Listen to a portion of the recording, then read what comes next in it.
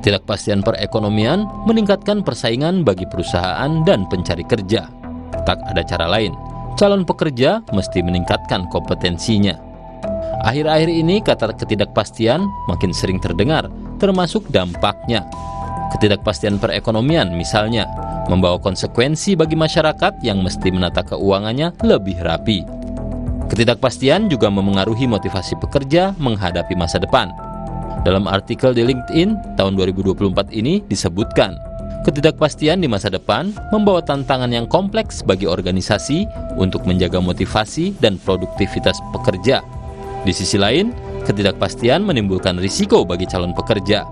Sebab, calon pekerja mesti bersaing untuk memperoleh tempat di perusahaan yang efisien dan berkompetisi agar berhasil mengarungi dunia bisnis yang tak menentu. Persaingan ini dihadapi calon pekerja di berbagai tingkatan, termasuk pekerja pemula. Hal ini antara lain tercermin dari data survei Angkatan Kerja Nasional atau Sakernas Badan Pusat Statistik Agustus 2022 yang diolah tim jurnalisme data Kompas. Hasil olahan data itu menunjukkan waktu tunggu lulusan perguruan tinggi untuk mendapat pekerjaan semakin lama. Contohnya, lulusan beberapa jurusan dari rumpun ilmu komunikasi massa dan dokumentasi memerlukan waktu tunggu 18 hari pada 2017. Pada September 2021 hingga Agustus 2022, waktu tunggu lebih panjang menjadi 78 hari. Data Sakernas Agustus 2022 juga menunjukkan sebanyak 47,2% lulusan perguruan tinggi berhasil memperoleh pekerjaan di sektor formal. Angka ini lebih rendah dibandingkan dengan 2017 yang 55,5%.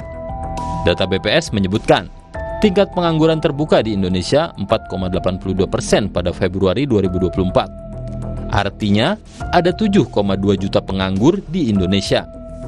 Namun jangan lupa, 142,18 juta penduduk bekerja di Indonesia tersebut bukan hanya pekerja formal.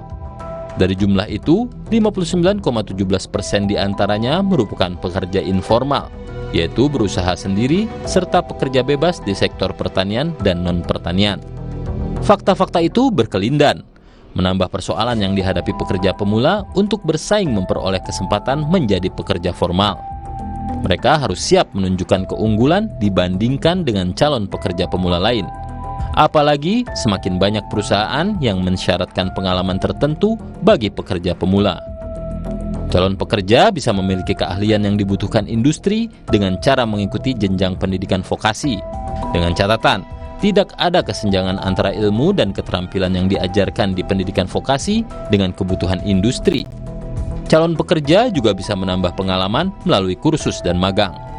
Jangan lupa, pintu untuk jadi pekerja mandiri juga terbuka. Artinya, bekerja dengan tidak bergantung kepada pemberi kerja, bahkan bisa menyediakan pekerjaan bagi orang lain.